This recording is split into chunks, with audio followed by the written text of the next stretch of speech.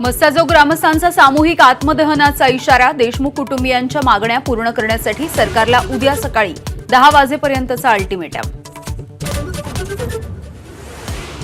माझा सरकारवर पूर्ण विश्वास, मात्र विश्वासघात करू नका. टाकीवरून उतरल्यानंतर धनंजय देशमुखांचं मुख्यमंत्र्यांना आवाहन.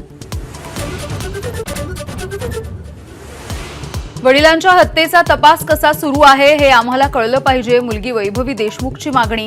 पोलीस माहिती देत नसतील तर जगायचं कशाला, वैभवीचा उद्विग्न सवाल. संतोष देशमुख हत्या प्रकरणामधल्या आरोपींना वाचवण्याचं सरकारचं षडयंत्र. मनोज जरांगेंचा आरोप. आरोपी सुटला तर धनंजय मुंडेंची टोळी संपवू, जरांगेंचा इशारा. वाल्मिक कराड आणि विष्णू चाटेनं संतोष देशमुखांना महिनाभर आधीच दिली होती जीवे मारण्याची धमकी. पत्नी अश्विनी देशमुखांचा सीआयडीकडे जबाब.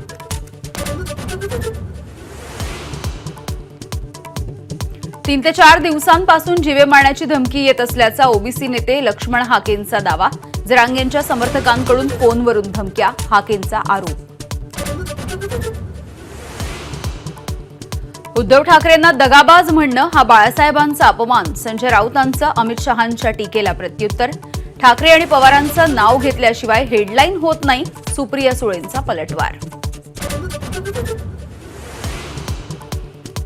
कांद्याच्या दरामध्ये 1000 रुपयांची घसरण. संतप्त कांदा उत्पादक संघटनेनं लासलगावामधील लिलाव बंद पाडले. कांद्यावरील 20% निर्यात शुल्क रद्द करण्याची केली मागणी.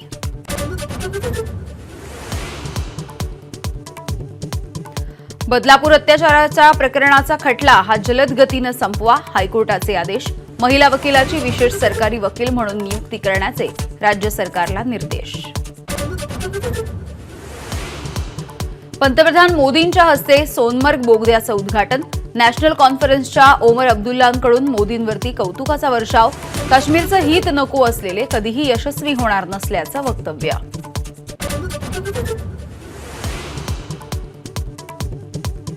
अकोल्यामध्ये चायना मांजा पायात अडकून महिलेला पडले 45 टाके. तर वसई भिवंडीमध्ये सुद्धा मांजामुळे दुचाकीस्वार गंभीररित्या जखमी. सोलापूरचं ग्रामदैवत श्री सिद्धेश्वर महाराजांच्या यात्रेचा आजचा दुसरा दिवस. सिद्धेश्वर महाराजांच्या योगदंड आणि कुंभार कन्येचा प्रतिकात्मक विवाह सोहळा.